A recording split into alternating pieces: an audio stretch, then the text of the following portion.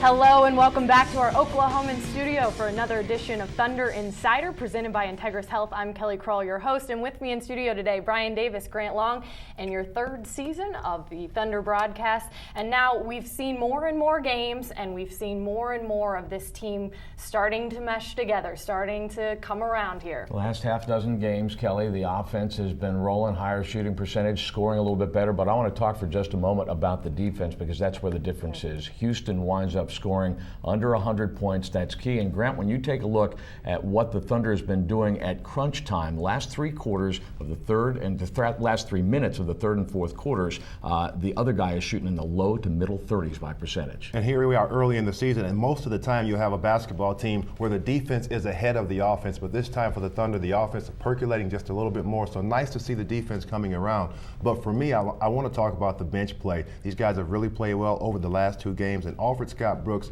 a little bit of an assurance that when he puts this group into the ball game, that they're able to close it out.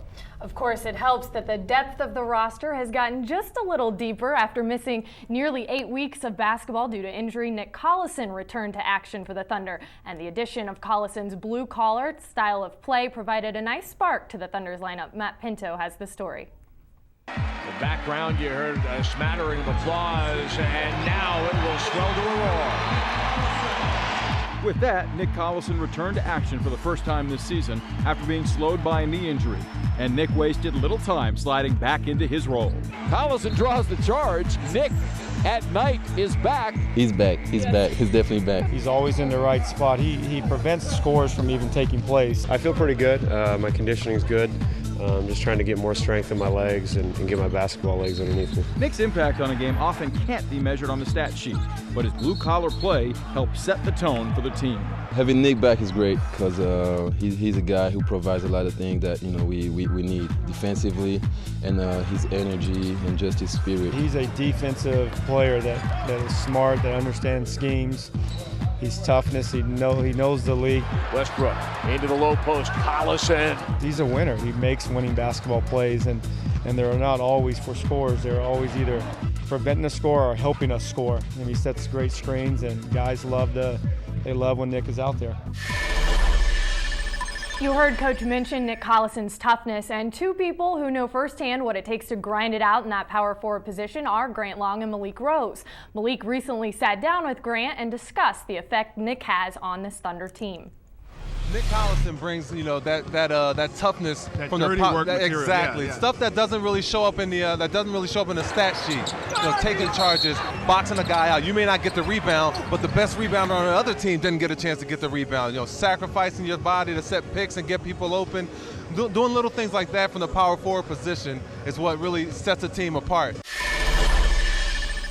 And how ironic, after 15 years of playing myself, that I found during my career that I did all of those things that Malik talked about, setting the screens, taking the charges. It seemed to come natural at the power forward position. I think it's the position on the floor that galvanizes your team defensively. On the other side of the ball, obviously offense, I think it's the point guard position. But defensively, your power forward is the guy that when you look behind you as a point guard, you want to know that guy's going to be there to protect the basket. He's going to be there to take charges and also send the other offensive players in another direction if they attempt to drive to the basket. Those things are inherently natural to Nick Collison, who seems to get it done on a consistent basis. I don't think it's any coincidence that since Nick returned the last week or so, the Thunder has started to gain some traction defensively. Kelly, it's called leadership. Absolutely. And another thing Nick does so well is he communicates. We've seen him in the huddles with Serge Ibaka. He's pulled him aside, instructed him on some things.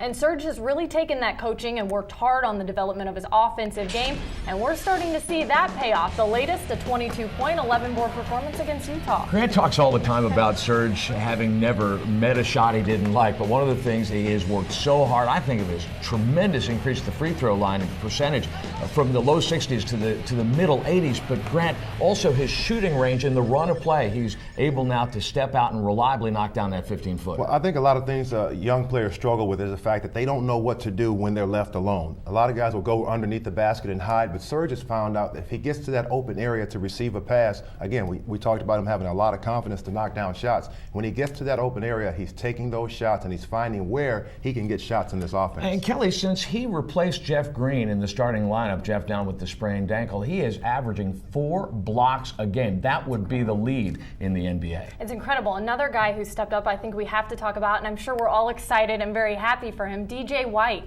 has gotten to see some big minutes, and he's played really well and done a lot of the little things. Even Coach Brooks said, this is a guy you cheer for to do well. Absolutely. When you think of the road that this young man has traveled to get to this point, you want to see him do well. You cheer for him. He works extremely hard. He and Coach Mark Bryant, they work out before the game, they work out after the game, it seems. And it's finally good to see a guy that puts in the kind of work that DJ does.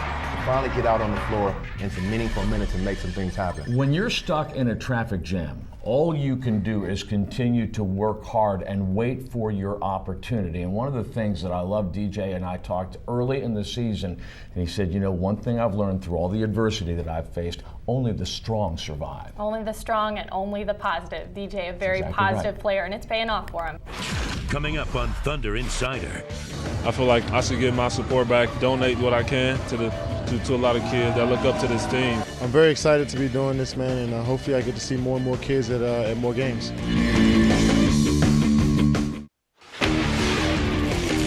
You're watching Thunder Insider. Number 3, DJ White. It's my 3rd season out of Indiana University. My favorite part about being in Oklahoma City is the fans coming to the game. There's a lot of guys that text a lot. I have to say Eric Maynard texts the most on the team. His face is always in his phone. He probably sends 1,000 texts a day and 500 tweets a day also. If I could sit down with any NBA player, it'd probably be Michael Jordan. Watched him growing up, just my favorite player. Funniest guy on the team is probably Russell Westbrook. Just always telling jokes, always laughing, kidding around. My favorite activity outside of basketball is probably watching movies. I'm always in the movie theater, if it's by myself or with one of my teammates.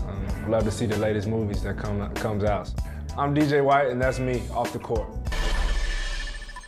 Getting to know DJ White there a little bit, and you know, each Thunder player has reached the NBA with their own unique story of how they got to where they are and the people who helped influence them along the way. Matt Pinto looks at just how important mentors have been to the development of the Thunder players.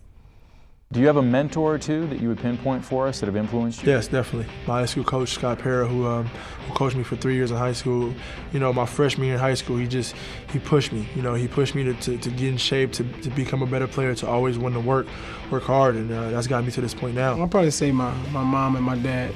They always basically taught me, you know, what's wrong and what's right, and I kind of just followed their lead. My dad has always criticized my game from day one.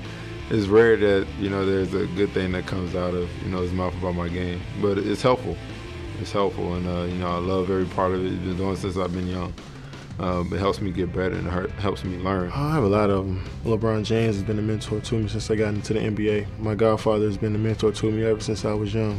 Of course, my parents, they do a great job of, you know, teaching me things I need to know, you know, to become a man. I just try to lean on a lot of different people, you know, because you never know who has good information for you. Who would you pinpoint as a mentor or two for you growing up and influencing your basketball career as well?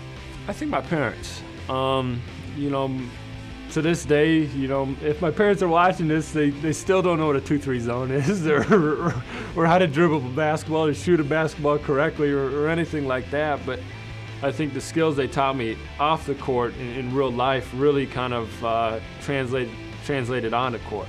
Just working hard, you know, whatever situation it is, just be positive and work hard.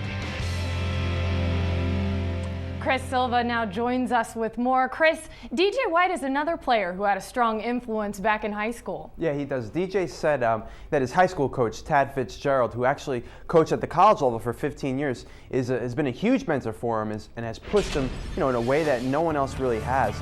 DJ mentioned that, you know, during his sophomore year of high school, when he was starting to get a lot of national recognition, you know, his coach really did a good job of keeping him grounded. And even to this day, he keeps in touch with him and says that if he ever has a problem, that's who he goes to. Another interesting story, and one of a little tough love, is that of Eric Maynard, right? Yeah, Eric did say he gets a lot of tough love from his dad, who was drafted into the NBA, and his brother as well.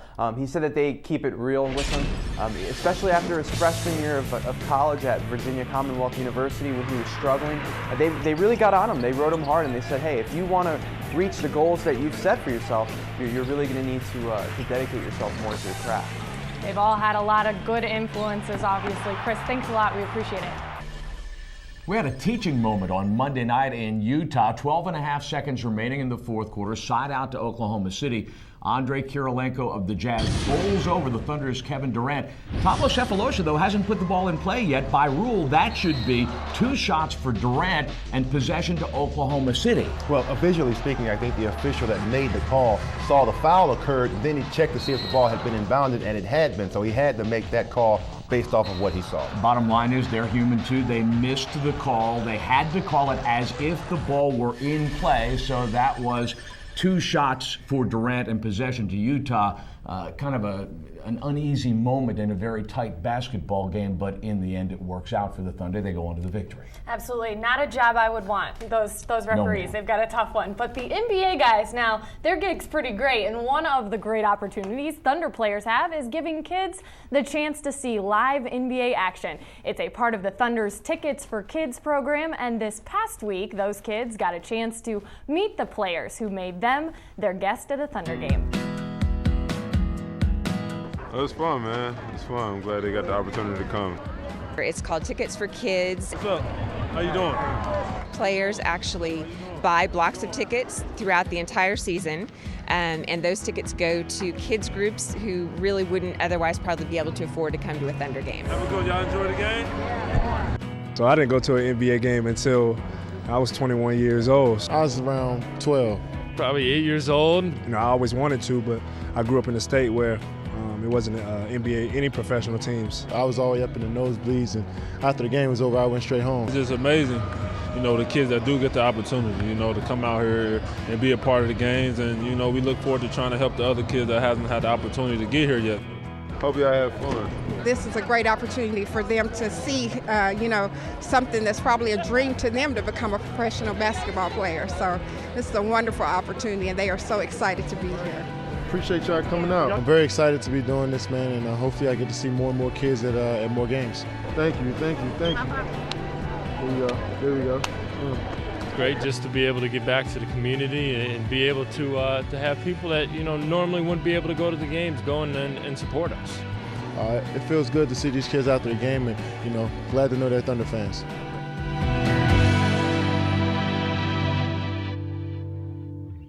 Coming up on Thunder Insider. You know, reading can take your mind anywhere. You could be having a bad day. You know, I had a bad day when I was younger, a couple bad days. I would come home and, open up a book and then take my mind off of it.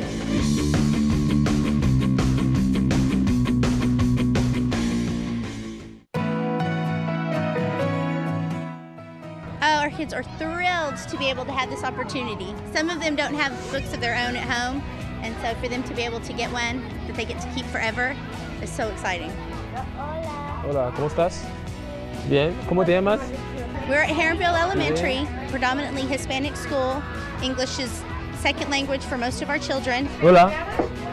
¿Cómo estás? Bien. ¿Cómo te llamas? To have a player out here who can speak Spanish, speak to our kids in their native tongue, it's just, it's unbelievable.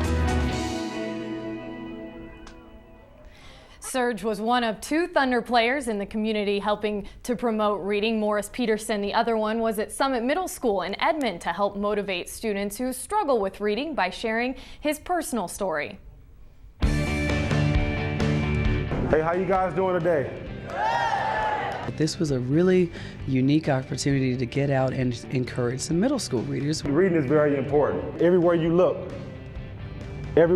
you see words, you see something. You see thunder, I see eagles on your shirt. So it's always something that you can look at to do about reading. It's very important, very, very, very important to understand that reading will take you anywhere in life. You know, reading can take your mind anywhere. You could be having a bad day. You know, I had a bad day when I was younger, a couple bad days. I would come home and, open up a book and then take my mind off of it. It take my mind to a whole nother place. Mo was absolutely amazing. He shared with him that when he was younger, he wasn't, necessarily interested in reading as well. but he found a genre that did interest him. You know, if you find something that you're interested in, it's going to take your imagination, it's going to take you and have your attention. So in every book I pick up, you know, I love to read. Such a great message from Morris, and it's always great to see those players interacting with the kids. You know, the Thunder prides itself in creating a fun and entertaining basketball experience, and the halftime shows are just one way the organization looks to enhance the game's excitement. This past week brought a unique group, members of the World Free Running and Parkour Federation, who entertained the crowd and also took their show to Bricktown.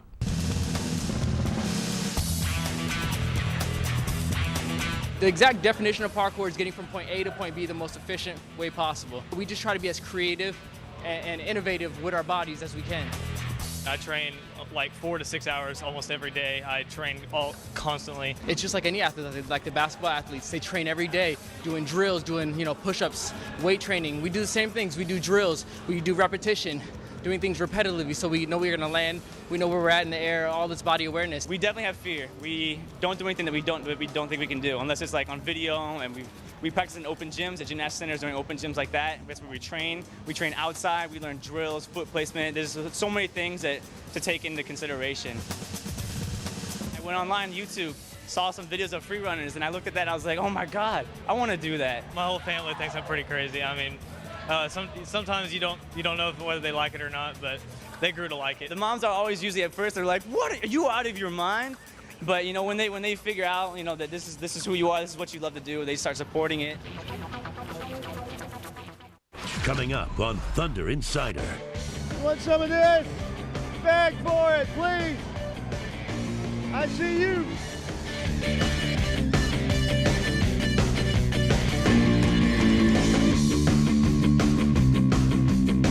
The best thing about the Thunder is the excitement. There's this electricity. It's awesome to watch the games with my son. This is something bigger than yourself. Nick Collison is my favorite defensive player. Russell Westbrook. James Harden. Serge Ibaka. They are a part of our family. It's the team, it's the fans, it's the entire community. Work hard, keep fighting. This is my team. One hope. One heart. One thunder. The voice of thousands. The voice of thousands. Is the voice of one team. Welcome back. The Thunder begins the road ahead with their second and final meeting of the season with Boston, and then it's off to the Midwest to face the Bucks before heading home for a matchup with Kevin Love and the Minnesota Timberwolves. Don't forget, great seats are still available at home games. Just go to thunder.nba.com for tickets. If you're looking to catch Thunder action, then take part in our Watch and Win contest. The winner will receive a trip to Orlando to see the Thunder take on the Magic or get tickets to an upcoming home game. Go to thunder.nba.com and enter the code 3355 or text the code to 59925. Well, we've seen Steely take on a few different jobs around Oklahoma City, but this week he proved good help is hard to find. All right, I understand you're sick. We'll see what we can do. I know who I can call. I can call Steely. Hey, Steely. What's up, Tyler? Hey, can you work tonight? Oh, yeah, I'm always ready for work. I'm a working man. Great, great. I'll be right there. All right, April Brent, I'm supposed to do this parachute thing. How's it work? Well, you got to be very careful because we're really high up. Want some of this? Beg for it, please. I see you.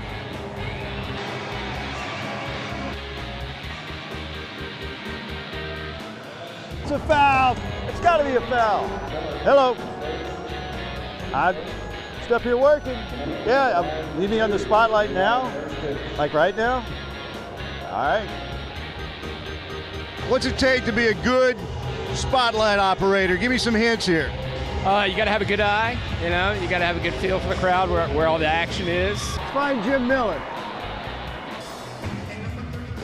Steely, quit shining a light on me. Goodness. All right. I'm sorry, bud. Gotta go. Excuse me, ladies. Got a little dirt over here. We got some dirt over here. It's all yours. Sorry. You ladies ready to work with a real artiste? Let's do it. Ladies, Michelangelo Stili has finished his work. Seriously? Oh, ladies, it's your friendly Thunder concierge. See if you all need anything tonight. Silly for the last time, we don't need anything. I can think of about 3 charges he could have been arrested on that. This is true. Well, there's security that obviously he took care of before he started making those rounds, and that's why he was able to get into those places that we normally see people can't get into. Lord. I hate mopping with the best of them, no doubt. I had a flashback to the days when my mom, I'd be sitting in the living room, pick up your feet, she's doing the vacuuming, like that. But actually, that gives me an idea. I got another job for Stili. There you go. Stili has proven to be quite a character, but another character at Thunder Games is Rumble.